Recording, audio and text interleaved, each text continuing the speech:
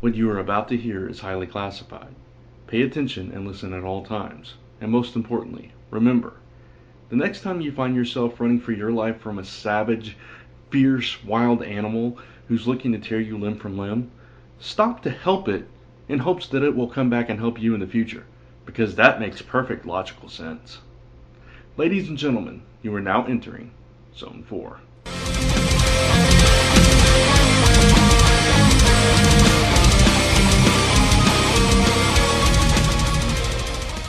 And welcome back to the Zone. I'm Brant Fowler. I'm Gordon Domowski. And I'm Captain Ron Fortier. And, hey, Brant, we're still one short. Yeah, we are. I don't know where I guess the snow overtook him, something. I don't know. Maybe he's helping Santa out. I don't know what's going on with John. But no, our comrade is actually still under the weather, unfortunately. Some ear trouble now.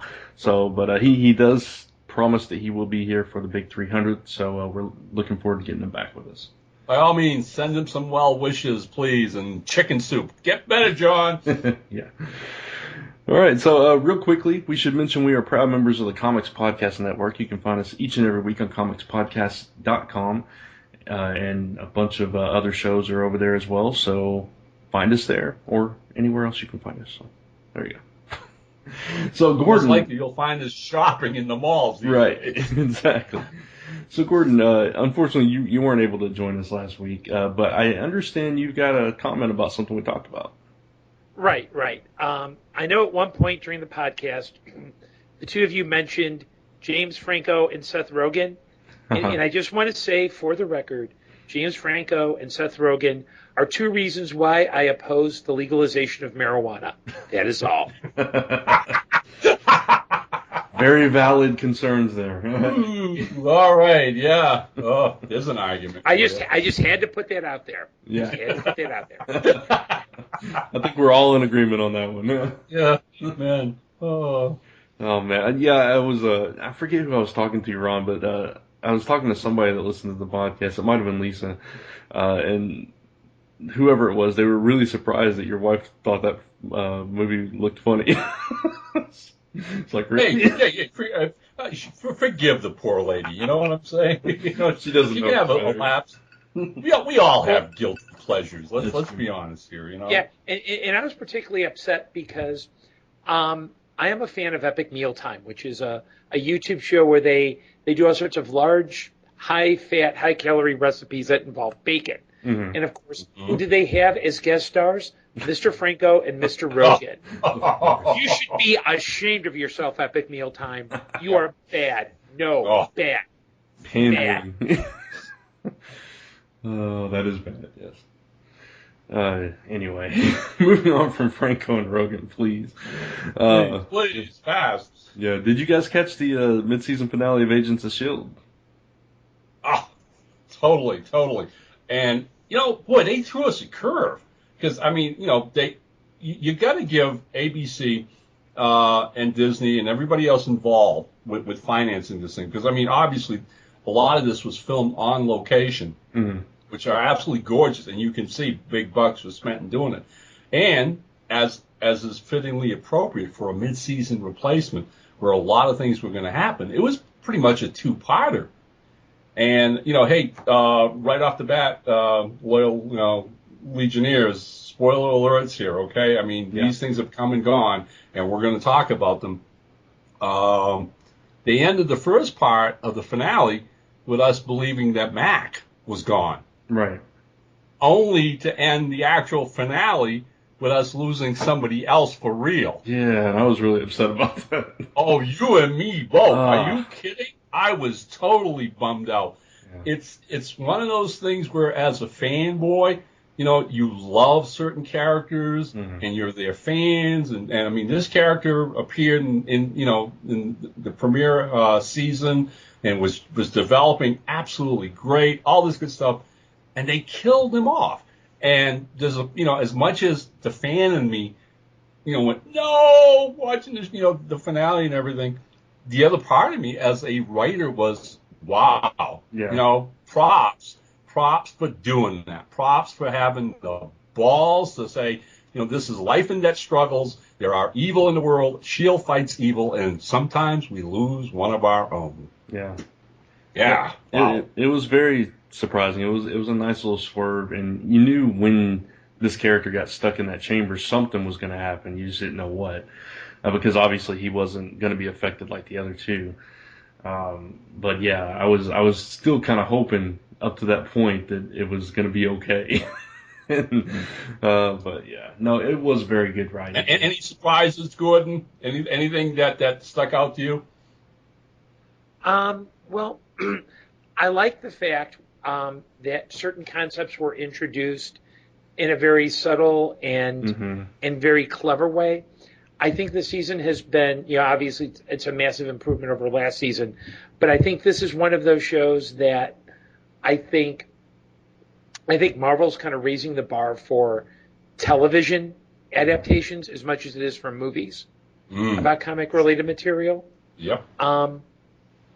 I do think my personal highlight this season was Miss May fighting her evil duplicate. That's all I'm going to say. Okay. I don't want to get us. That was my favorite. I came for the Miss May, but I stayed for the Adrian Palecki. There you go. There you go. Yeah. Oh, yeah. I do want to toss this out, and it's kind of a little spoiler, but you already said we were going to spoil things, so I just want to mention this for anybody that may have not seen it yet.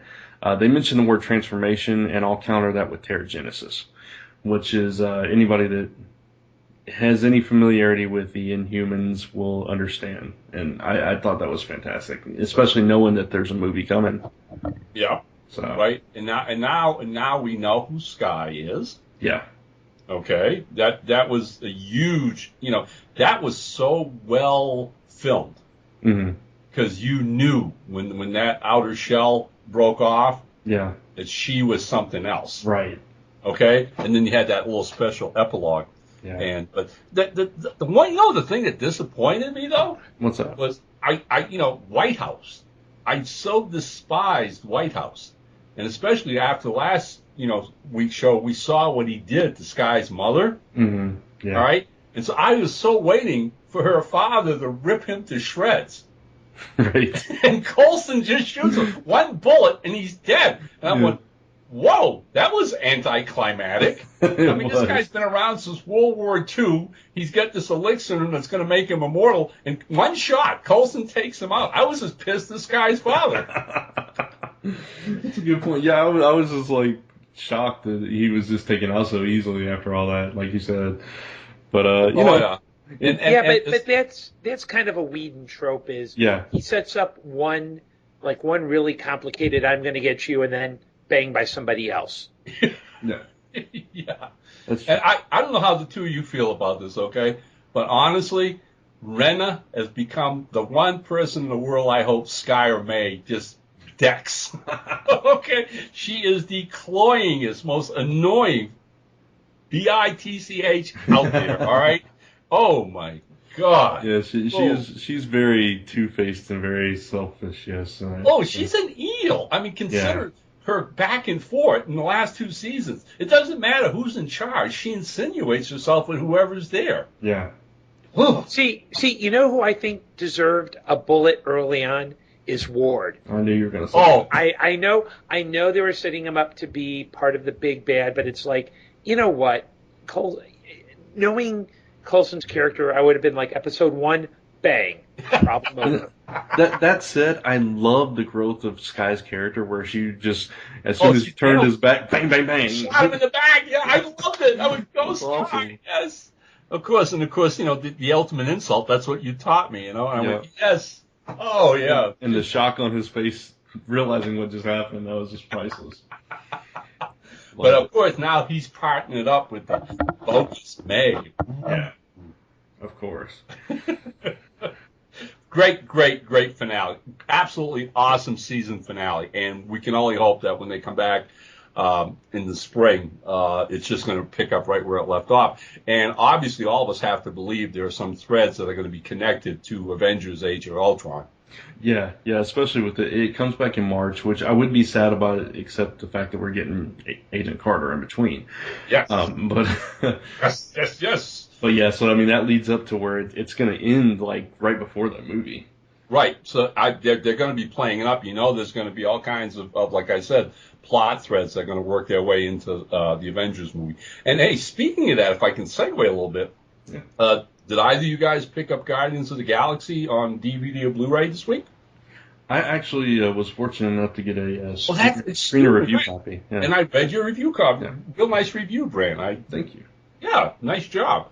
Have you gotten it yet, Gordon, or do you plan to?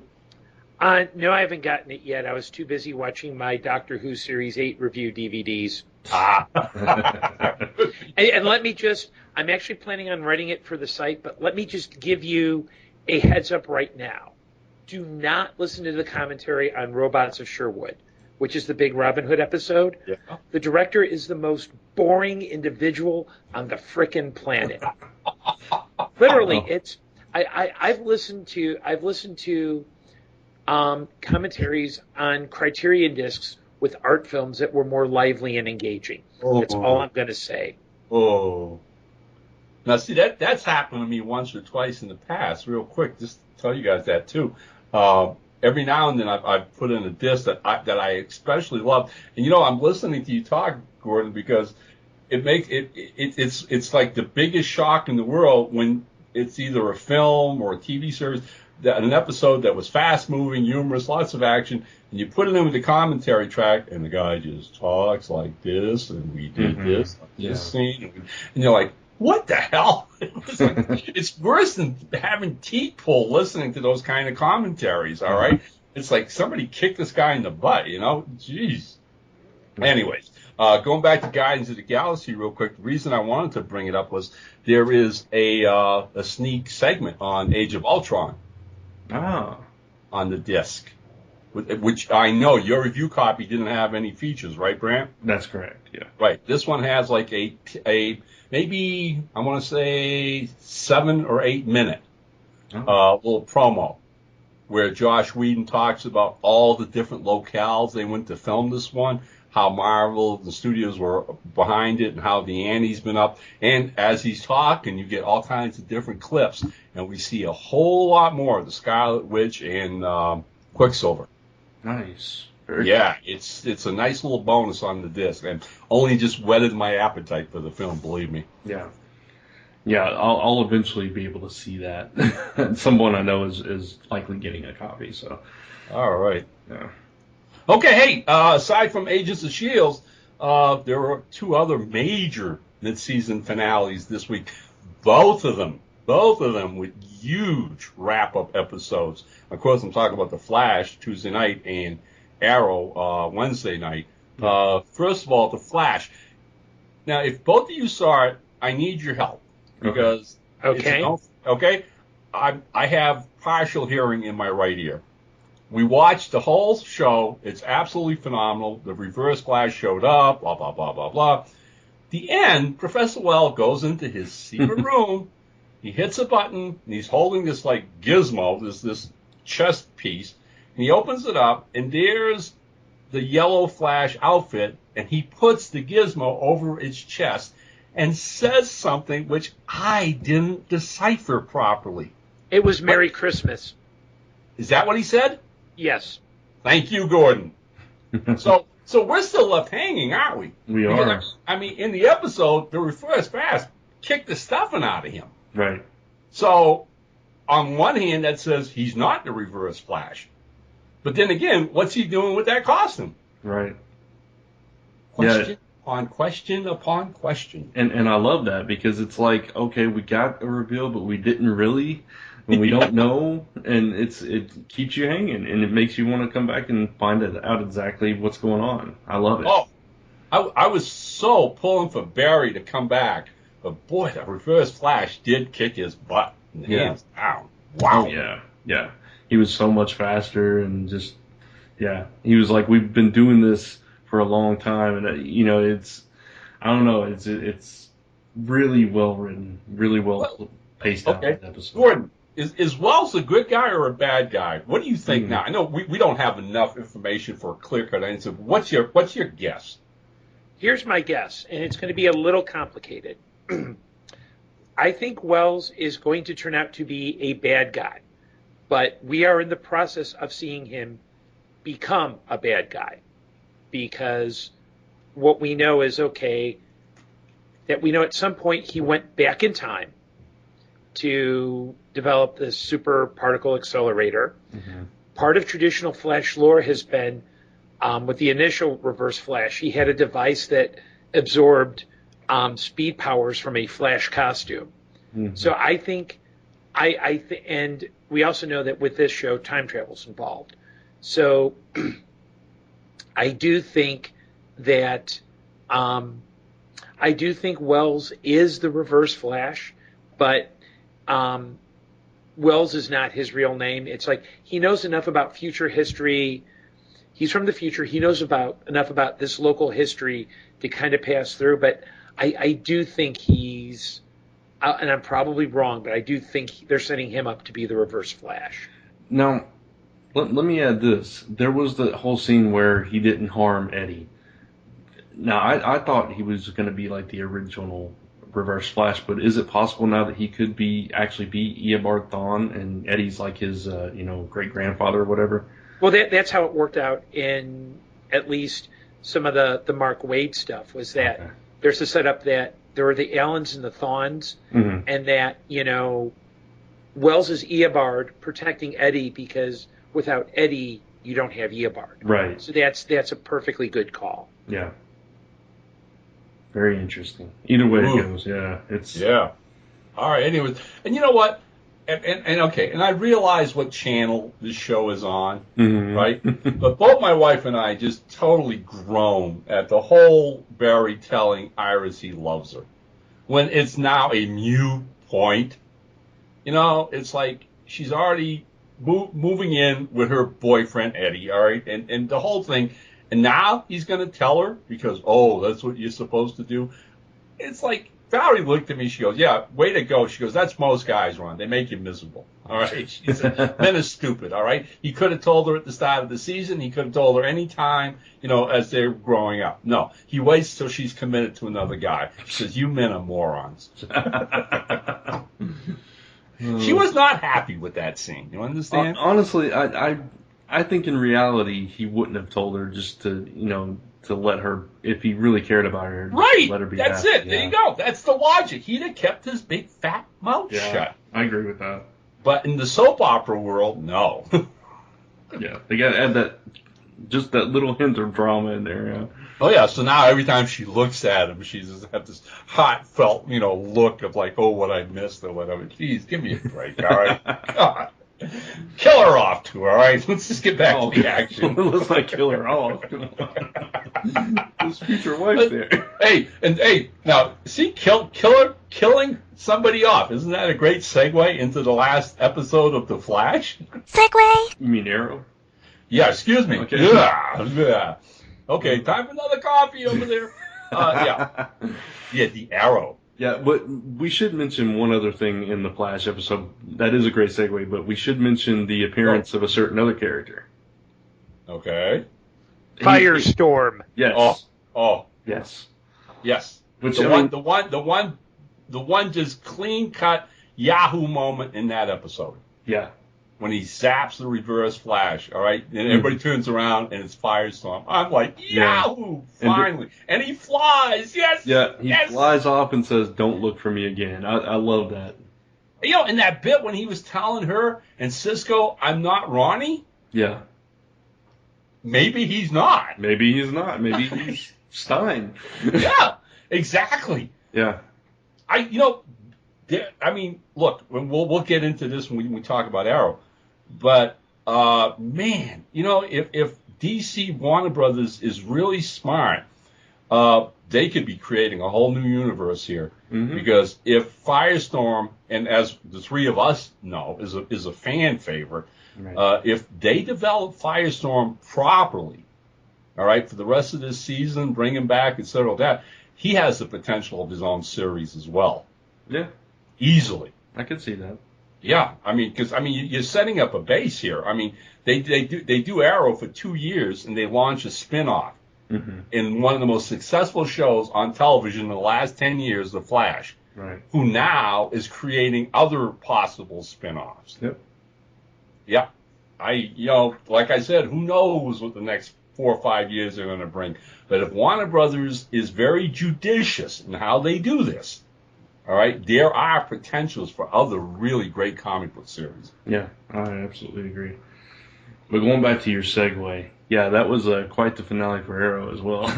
Yeah. Sorry about that, ways, yeah, in more ways than one. Oh man, and we finally know who killed Sarah.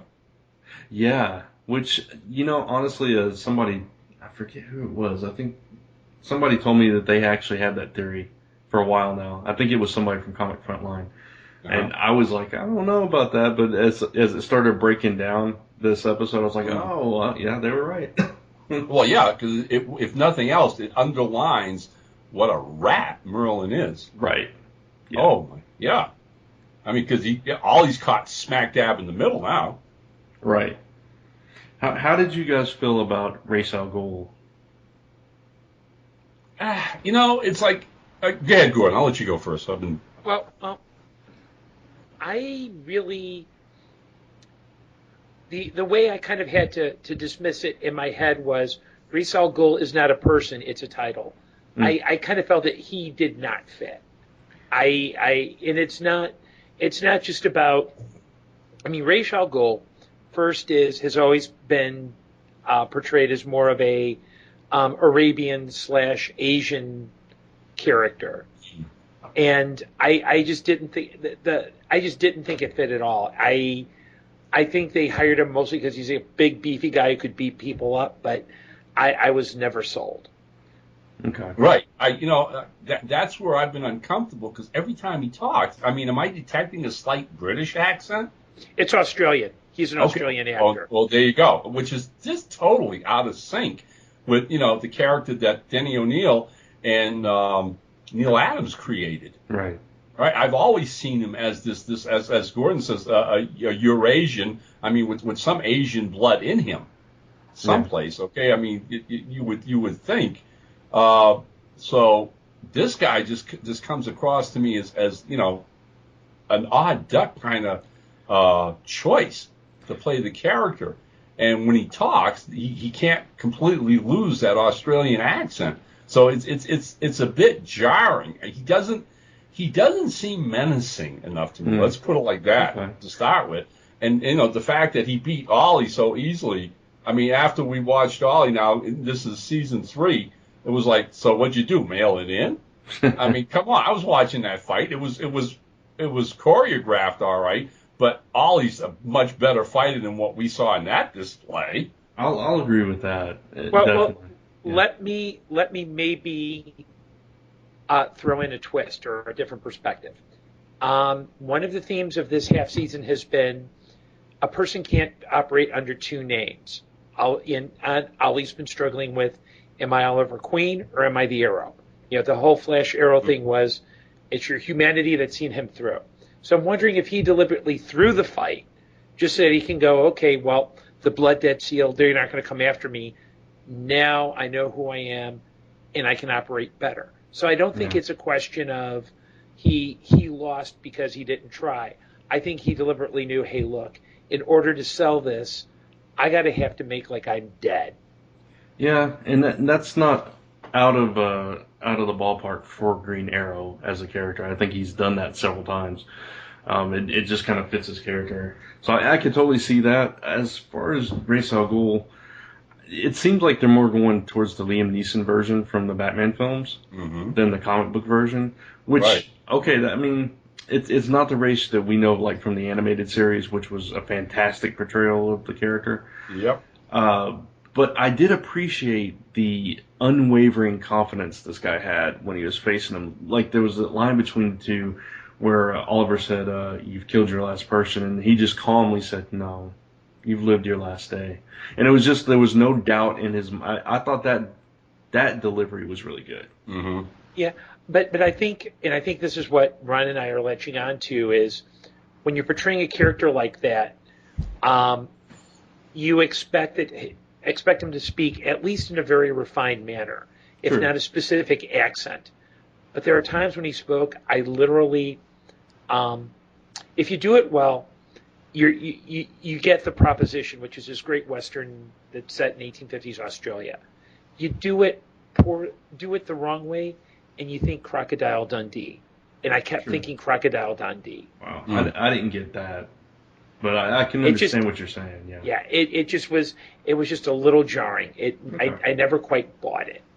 Now go back to the finale itself with, and then they're setting up future conflicts easily, because they brought back Laurel and Sarah's mother, a fine actress, who the Doctor Who alumni, and that sequence with her. Wow. And Laurel, and her, finally wheedling it out of Laurel. But the point that got me was earlier in the episode, we saw Laurel and Thea.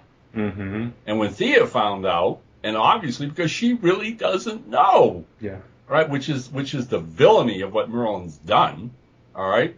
So she's heartbroken that Sarah's dead, all right, and they're comforting Laurel. And then the flip side, the balance of that story plot, now Laurel's mother is telling her, find out who did this and bring him to justice, right. And that was really heavy-duty stuff, all right? It's going to play itself out, obviously, in the second half of the season. I have to admit, watching it when it was done, my wife was the first person to say, well, you saw where Raz stabbed him. It was nowhere near the heart. Yeah, it was the other side, yeah. Right, Yeah. it was the other side, so we all got that.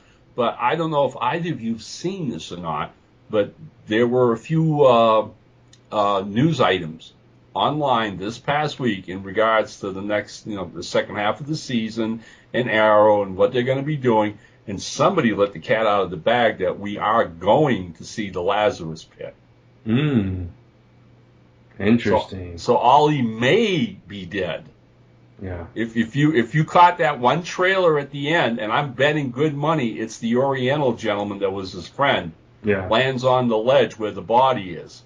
Yeah, that would make sense. That made perfect sense. And I'm thinking Ollie's getting dumped in the Lazarus Pit. Yeah. I would love to see that. So would every other comic. Yeah, I know. I mean, because it also transitions Arrow into that world where, Arrow before the Flash, we'll say, was totally street level, no powers except for the drug, the Miracle drug. Yeah. And now that we've introduced the Flash, it seems like they've opened that door to where they could go into that realm. Where there's, right, which they have to. Yeah. They can't. The mere fact that they're crossing over and Barry Allen spun off from the Flash, now we're into the whole fantasy superhero, universe. And yeah, it's important to them that the Arrow be a part of that. Has to be. And it's not out of possibility either that they could have something like the Lazarus Pit even within Arrow, because they've already introduced, like we said, Mirakuru and the drug that controlled Thea, and so any kind all those things. You got it. Yeah. Exactly. So it just fits. Yeah. Yeah, they're going to be a little bit more scientific to a degree. True. Than what we're seeing on Arrow and just the full-out superhero stuff, okay? But anyways, so let me ask you, both this, and then if you want, we'll head off to our topic of the week. But what would both of you like to see in the second half of both these shows? Flash, just more of the same. I want to see I love this subplot of Wells' character and how that plays into Barry's life. I love to see that as the slow build that leads up to like some epic season finale. That's what I want to see with that. And, just more of the same, character building and more familiar faces. Like we see Captain Cold's coming back. We saw that in the promo. Stuff like that. That's what I want to see for Flash. Okay. Oh, and let me just throw this in, Gordon. I'll let you jump right in too, because it goes back to what we were talking about, the Flash and Firestorm. Another cool super thing that happened on Arrow this week is Ray Palmer got to show us his Atom suit. Yes. So we know the Atom is coming. Yeah. And of course, Felicity had the best line. Yeah. why does this always happen to me? Yeah, exactly. The realization that the guy she's now working with is going to be another hero. Yep. So what do you hope to see, Gordon? Okay, well, the first thing I hope to see on both shows is that, like, More on Felicity. Arrow. Yeah, I'm here. Hello. Yeah, you're here. Okay. On both shows, what I'd like to see is both Ali and Barry kind of fulfilling their destiny. I mean, with Ali, I hope he kind of gets to a point where he's like, yeah, I can be Oliver Queen and the Arrow. I think with Barry, they're establishing that, yeah, he's had all this darkness in his life, but he's hopefully optimistic. So I'd like to see more of an integration of both characters. On Flash, I hope what they do is they have some kind of final resolution to this whole Reverse Flash thing, but it gives Barry closure to move forward, you know? Because I'd hate for it to be, ooh, spooky Reverse Flash. I think with Arrow, what I'd really also like to see is kind of Ali and his team really become, I mean, in the comics, Green Arrow's always been kind of the liberal street level hero, kind of more a social worker than superhero. I'd like to see Ali take that on as well. But that's my opinion. I could be wrong. I don't know, as far as Arrow, I'm not sure what I'd like to see. What I think we'll see is Laurel's character, progress into, a Black Canary by the end of the season and learn the truth about Thea. And then there's going to be that's what I feel like is going to happen. There's going to be that conflict. This is somebody I've known, her whole life, but she took my sister, and how that plays out. Yeah, that's going to be absolutely interesting. My own thinking with Arrow, I want to see, where they're going with this and continuing it. And I, for one, because I just brought it up, I'm hoping we see the Lazarus Pit, and I hope that world, as you two just mentioned, expands even more so. I'm really hoping that before the season's over, we'll get to see Ray Palmer as the Atom. That's just going to be too wicked cool if that happens. Okay, yeah. I mean, listen, Firestorm, Atom, Flash, Arrow. We're building a mini Justice League here on television, which is just awesome. As far as the Flash is concerned, guys, I'm telling you all right now, okay, the geeky nerd fanboy in me, there's only one thing I want to see before the season's over, and that's Felicity and that dress. Yeah, well, that too. Felicity anytime. You want to do a show of Felicity, period, just shopping, I'll watch it, not a problem. But I want to see Gorilla Grodd. Please, yes. I want to see Gorilla Grodd. I mean, if they even save it for the season finale, where he drops off a building someplace and starts throwing cars around, I'm there. Okay, nice. That's my Flash villain, Gorilla Grodd. And we know he's coming. We know he's coming. Yeah, we know he's coming. Now, Now, before we go into the topics, I gotta ask you guys: are you guys still watching Gotham? Yes. Okay. Yes. Although I haven't the slightest clue what they're going to do with it. But you saw the mid-season finale, though. Oh yeah. Okay. Oh yeah. We haven't missed an episode of it. Okay. You know what, guys, and again we've talked about this too in that sense. There's a part of my wife who enjoys Gotham a whole lot better than I do because she's not a comic fan. Yeah. So she can easily sit there and could care less about continuity of anything. You understand? Right. To her, it's just a dramatic show with oddball characters, and she's enjoying it for what it is. Me, you, and Gordon, and the rest of the comic fans out there, sadly, we can't shirk, decades of comic continuity and this and that. So it's a point where I have to take a cue from Valerie. When I watch Gotham, it's just like, okay, put that stuff aside and just watch Gotham for what it is. It's like this bastard child of DC, Yeah, I feel kind of the same way. It's kind of grown on me with its own charm. It's kind of like this alternate universe version of the characters, yeah. Right, it's got really good actors, in the key roles. And again, I still believe the guy playing Penguin's going to win an Emmy. He should. Yeah, he really should. Yeah, yep. I'm going to take a slightly different opinion. it's not that I worry about the years of continuity that's defying, because by that rule, both Flash and Arrow are serious violators of that problem. Yeah. Right. My big issue with Gotham is that its own internal continuity and its own internal writing are so uneven. It makes it harder for me to enjoy it episode to episode. Yeah. Whereas I don't, because I believe a TV show is its own thing. It's not beholden to decades of comic continuity. I just wish Gotham's writing staff would basically have their heads surgically removed from their posteriors and actually do a good job.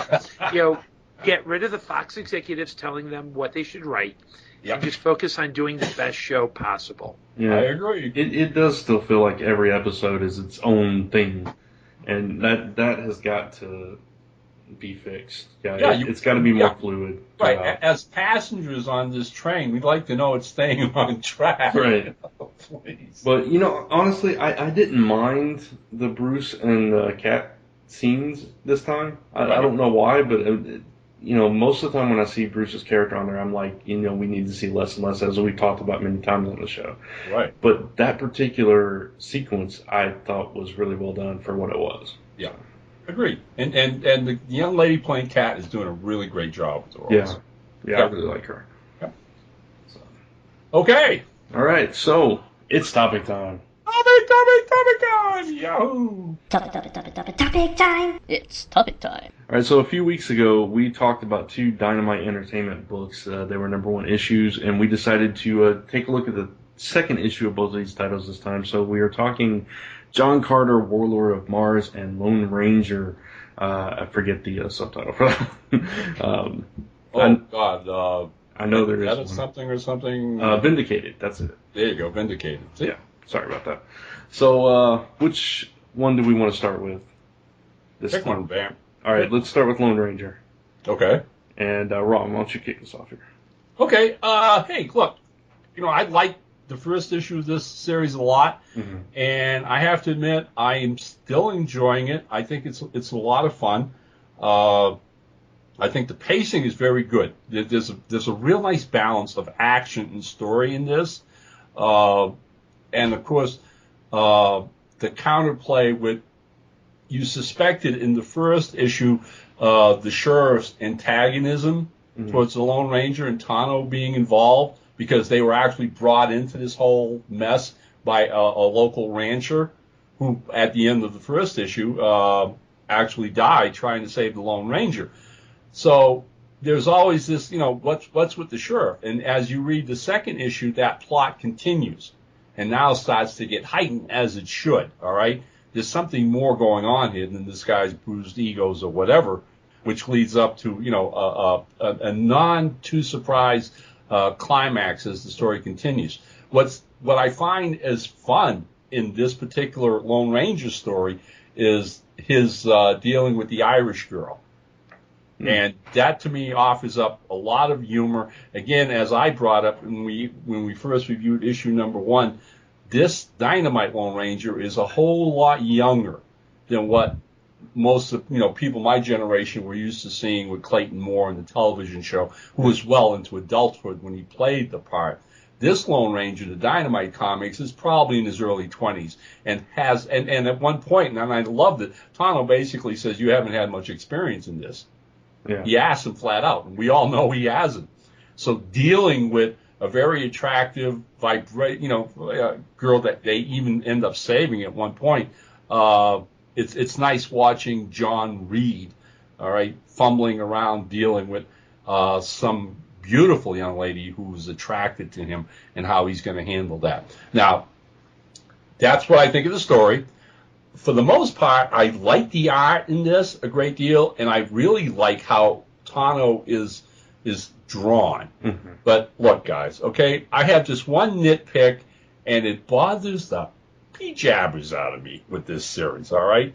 And that's simply learn how to draw cowboy hats. I mean, it is so uneven, honest to God. Several pages, and of course, it depends on how he's drawing the Lone Ranger and the other characters in what perspective, where they're standing, whatever. But sometimes it looks like they've got nothing but a wet cloth on their head, Mm-hmm. Whereas 2 pages later, he's drawn some of the best-looking cowboy Stetsons I've ever seen in my life. But there's no uniformity. The hats change from page to page. And as a comic book lover who enjoys the art as much as the story, all right, that's disconcerting, okay? No offense, but this guy, if I was the editor, I'd have had him sitting in a corner drawing cowboy hats for 3 weeks before he touched one page of this comic strip, all right? And so that's my thoughts on Lone Ranger #2, thumbs up.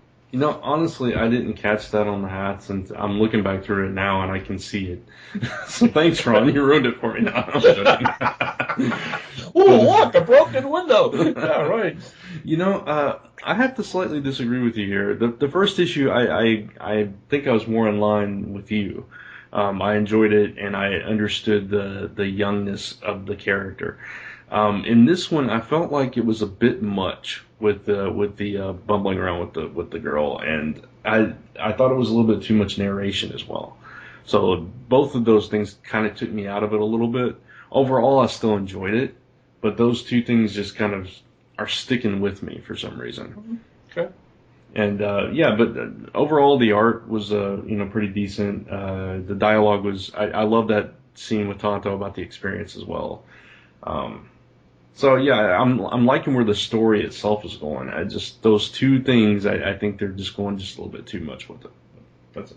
What about you, Gordon? Well, I actually liked the issue. I like the story. I didn't bother looking at cowboy hats because when I'm reading a Western, my attention is usually focused on things like story and dialogue and not the proper usage of headgear. So I did like the scene with the Irish girl, and I didn't think the fumbling was too awkward because again, this is a guy whose constant companions are a male Indian and his horse.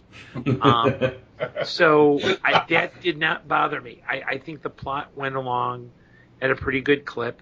I enjoyed the art, and I'm like I said last time, I'm a big Lone Ranger fan, so it's going to take a lot for me to go, this is a big pile of crap, it's not worth reading. Right. Yeah. I don't think any of us are saying it's bad at all. I think for me personally, I'm nitpicking a few things that stood out to me, but overall, I think we all enjoyed it. Well, let me, the bottom line with any of this, I've been buying Dynamite's Lone Ranger since they started publishing it, and I'm still doing that now with this series, and have no intention of stopping. Gordon, I mean, as a fan of the Ranger from way back, I'm kind of hoping you were as excited as I was when I opened up the review PDF and saw that whoever did that cover actually drew him in Clayton Moore's blue outfit. Yeah, I mean that caught me by surprise. I went, "Oh, that's too cool." That was really nice. Yeah, that was actually a treat as well. But it's I think it's very, the one thing I like about Dynamite's approach to the Lone Ranger is it's a grim and gritty version of the Lone Ranger that doesn't defile the character. Right. In fact, it kind of makes it clear that this isn't the Clayton Moore Lone Ranger of the 50s. This is a 21st century Ranger who's kind of literally a moral agent in a very morally ambiguous time. Amen. I mean, it's pretty hard to screw up the Lone Ranger unless your name is Johnny Depp. Very true. Okay, on that note, on to John Carter. Yeah, John Carter, Warlord of Mars, issue #2. Again, Gordon, why don't you start with this one? Okay, well, I did enjoy reading this. Mm-hmm. I did have I did have a few kind of quibbles with it. Okay. I think part of it was that it felt a bit tropey. Mm-hmm. That there were certain storytelling gimmicks that you use, but it felt like pretty much checking off the box. I did like the fact that one, we were introduced to who the big invaders of Helium were right away, and that they didn't play out the John Carter doesn't know who he's fighting up against, because it says, hey, this guy says John Carter. John Carter, this guy says he knows you. Right. I thought the art was pretty passable. For me, it wasn't very remarkable. Mm-hmm. But I did want to make a comment that kind of parallels a comment John had about a month ago, which is the cover. I understand that, a lot of the Barsoom novels have been, when they're advertised, it's usually been Deja Thoris in her metal bikini. Mm-hmm.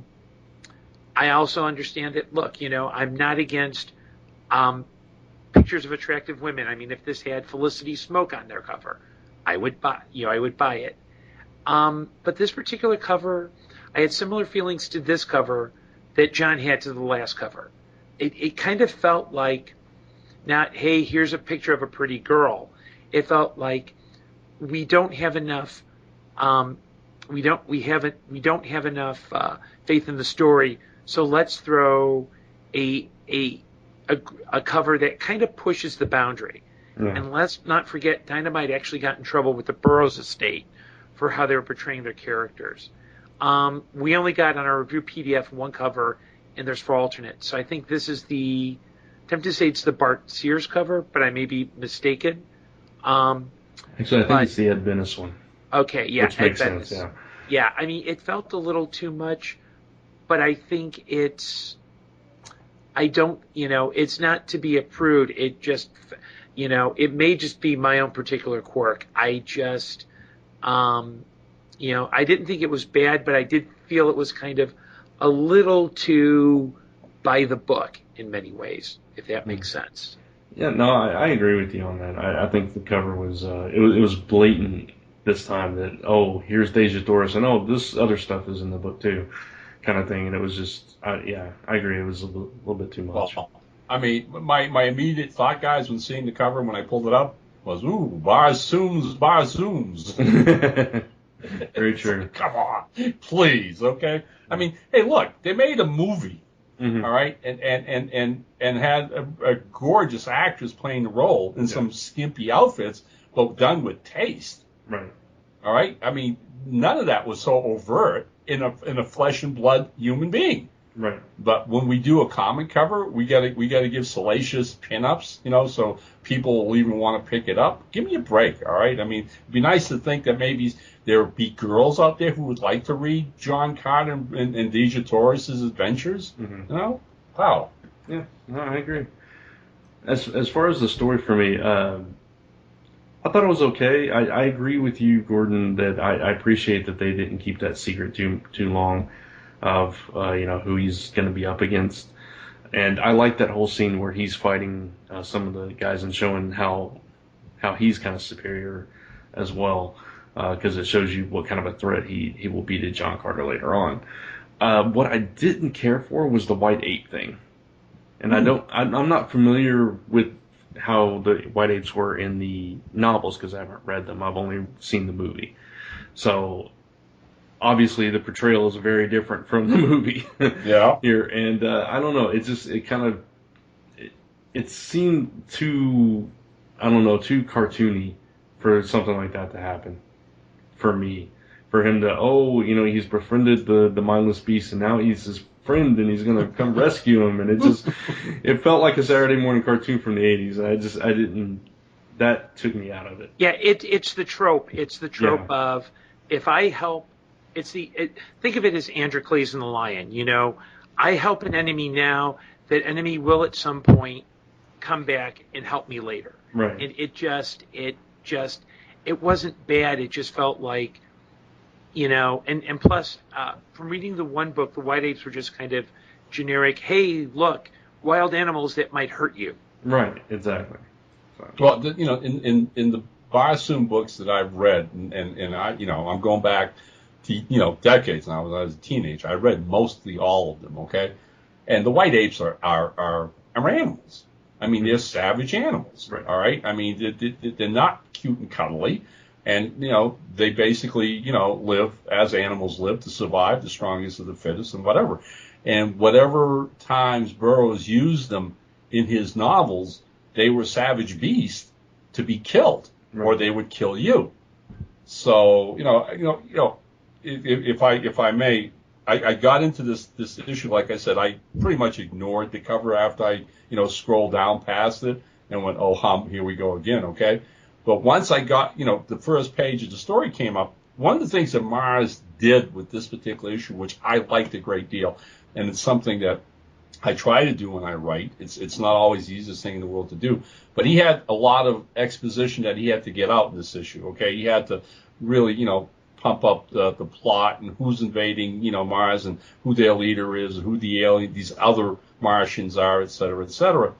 And he chooses to jump right into that with action sequences and tells us via action sequences, which I really liked a lot. I like to get dragged along real quick while action's happening at the same time I'm being told things. And the whole bit with the other Martian and him fleeing the white ape, I thought was perfect. I thought it was absolutely great. When he goes back, when he tells the other Martian, stay here, wait here, and goes back to the edge of the cliff to save the ape, yeah, it's a gimmick, okay? I groaned, all right? Because the minute he saves the ape, doggone well, that's a whole setup for the ape's going to come back and save him. Right. And that's really not the creatures that Burroughs described in the book. Barsoom is a savage, dying planet, all right? And people fight and tooth and nail, claw and nail to survive. The white ape was a cute little gimmick, and I'm really disappointed in Mars in falling into it, okay? Mm-hmm. I mean, John Carter's already got the Green Martians on his side. Why? He's got Woola, the little, creature with all the legs. Why does he need another gentle giant pet, all right? No, it's, don't get too far away from the source, Mr. Mars, all right? I like the art. I thought the art was decent because of the fact that there was a great deal of action going on in the book. I thought the composition, the page layouts were extremely well done for that. And I do like the way this particular artist is drawing Deja Torres and John Carter. But to be quite honest, this book, it's not as good as I liked the first issue. I think if I start seeing more cuteness with like friendly white apes, this whole thing could go downhill real quick. Yeah. So I think it's dropped a little bit story wise, and I hope that like I said isn't a trend, because if it is, it's not going to bear out well. Exactly. No, I completely agree. So yeah, I think we're all pretty much in agreement on that one, and just slightly off on Lone Ranger. So right. But I got to ask, because you passed it along. I don't know if John did enough, but I think it's something, we've got some time here that we should. Did either of you read The Shaft, #1 from Dynamite? I have not gotten a chance to read it yet. I have. I've read it. Okay. What do you think, Gordon? I thought it was a really good boxing story. I know Shaft is now, it looks like it's going to be an ongoing series. I was just like, why is this a Shaft story? And it's one of those where Shaft is, I think issue 2 is going to probably use that as a launching pad. So I thought it was a good boxing related story that took place in the late 60s, but I was kind of like, okay, why is this a Shaft story? Well, I was again. I'm a fan of the character in the movies, and I was tickled that we got to get a review PDF of it because this is a book that I've been very interested in to see how they were going to handle it. And this was very much the origin of Shaft.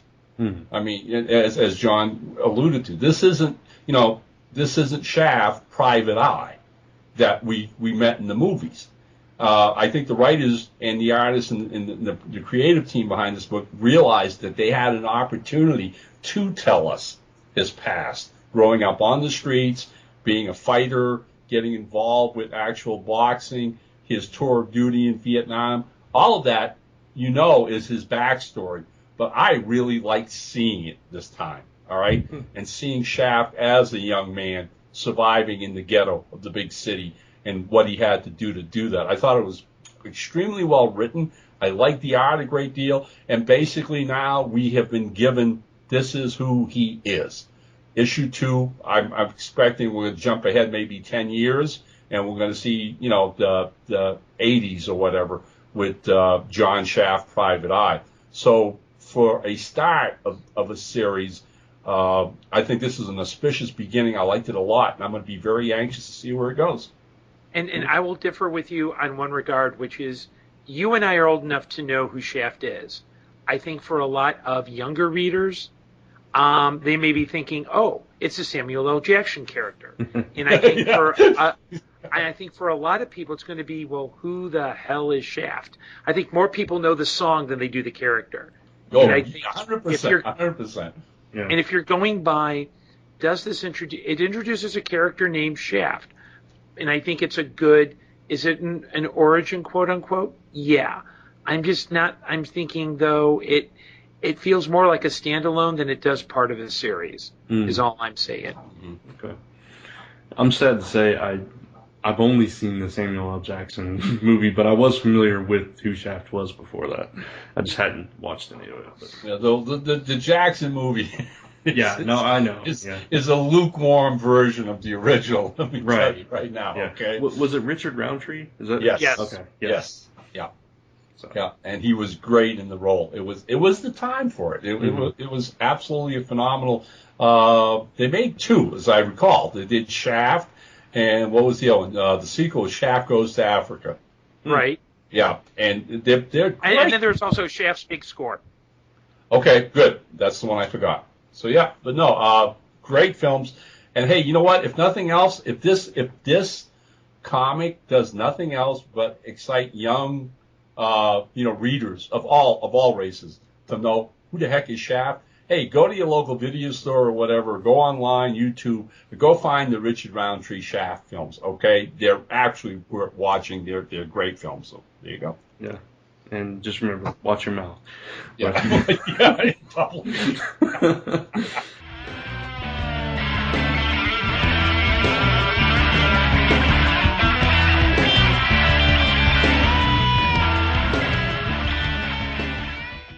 All right. So that's going to wrap up our show. All we have to do is go around the table and see what everybody has coming out, and going on. Gordon, what you got? Well, I'm grateful to say that not only am I recovering from laryngitis, but at Chicago TARDIS, we managed to raise a little over $2,700 for the Northern Illinois Food Bank, which is $100 less than we raised last year. Actually got to hold an actual prop from the series. So go to my Facebook page, scroll down, you'll see a photo of it. So that means I'm better than everyone else out there.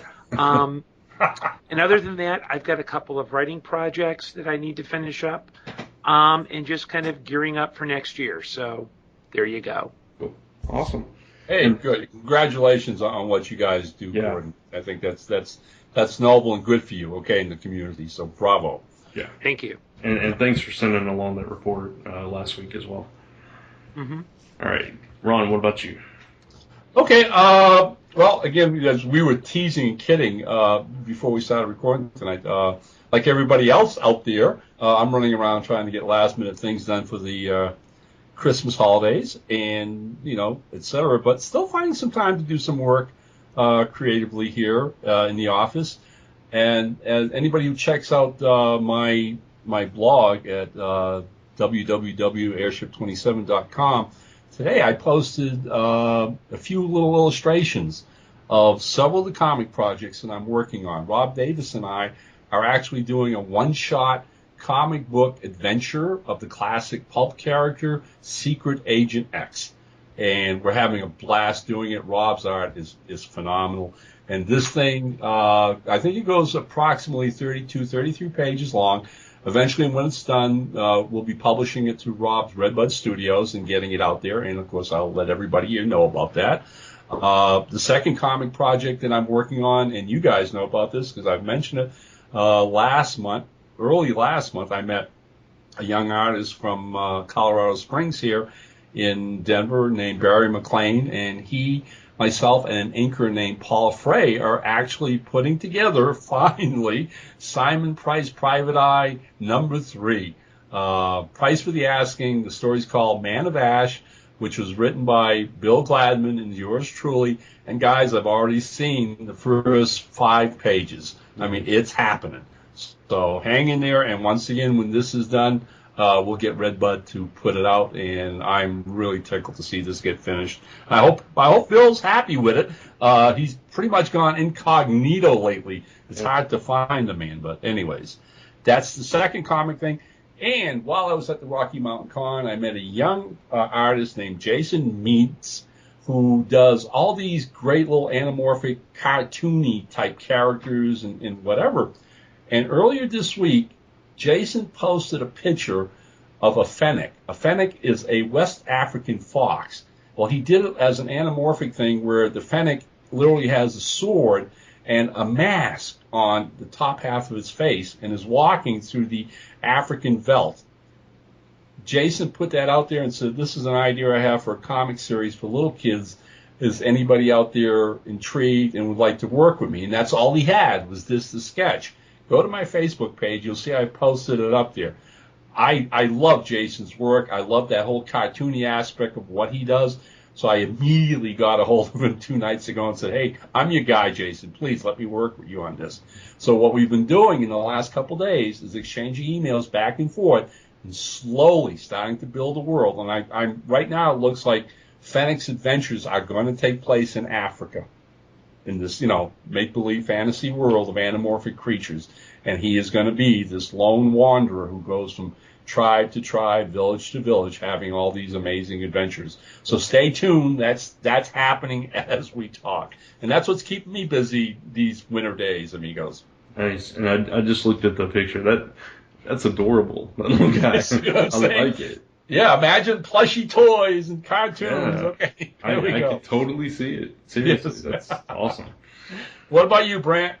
Not a whole lot to report this time around. I'll just plug a couple of things. Over on Comic Frontline's YouTube channel, one of our members, Kat, aka Comic Uno, she put together this documentary on the channel for her film class, and she actually posted it to the channel. So it's got like kind of little mini interviews with all the cast and plus some words from some viewers of ours, just kind of a documentary on what Comic Frontline does, what it is, and a little behind the scenes on each of us. So it's pretty cool seeing it, come together like that.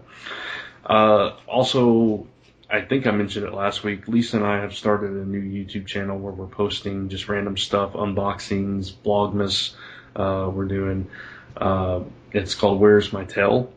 And, we've got a couple of videos up so far today. I think we're going to upload another one. We're unboxing a box called Geek Fuel. So go check that out. And I think upcoming we got some decorations. We're going to be showing off stuff like that. So let's see. It seems like there was one other thing which I cannot remember at this moment. So I'll save that for another time. There you go. But as far as Zone 4 goes, we should mention next week is our big 300th episode. Do not miss next week. Yeah, it's our Christmas episode too, as it turns out. That's course, serendipity. Yeah, exactly. It goes live 6 days before Christmas, and there is talk of a possible special guest dropping in. Oh yes. Oh, yes. Yeah, and that guest's name is John Wilson. Yay! Well, hopefully John will make it back for that. But, you'll just have to tune in to see what's going on. We'll keep you posted on, future developments. I am toying with doing something else throughout the week, but I'm not quite sure yet. Just keep an eye on zone4podcast.com and comicrelated.com and our Facebook page for any updates concerning the 300th episode or stuff leading up to it. And, we'll see what we can do. But after that, it's going to be a break, and we'll talk about that later. Yes, of course. So that's it. That's going to wrap us up. Does anybody want to volunteer to read us out of here? I will. All right. Go for it. Okay, well, we'd like to thank the official bands of Zone 4, the Ray Wall Band and Society's Plague, that you hear on the show each and every week. And no, we will not change our minds and have Barry Manilow. So stop it with the emails right now. Yes. We are also proud members of the Comic Related Podcast Network. And trust us, folks, they're also as proud to have us as part of them. You can find us each week on Comic Related, Comic Frontline, Stitcher, iTunes, and Zone4Podcast.com. And if you missed all that, just Google Zone 4 Podcast. You'll find us that way. If you have any comments, questions, free comics you want us to review, chicken soup recipes for John, or suggestions for us, please send those to Zone4 at comicrelated.com. And as always, thanks for listening and happy holidays. You are now leaving Zone 4. Watch out for falling snow. Good night, all. Bye, guys. This is only a test for the X-Men.